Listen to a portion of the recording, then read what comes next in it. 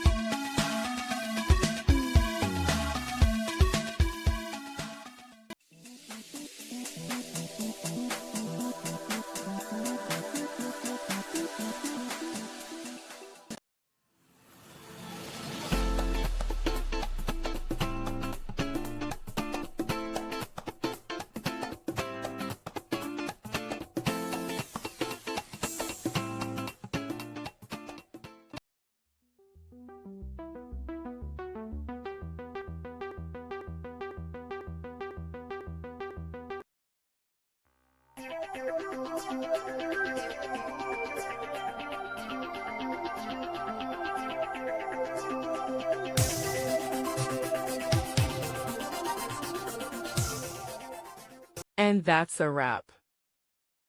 I hope you found the answer you were looking for. If you did, take a second to hit that subscribe button. It really helps out.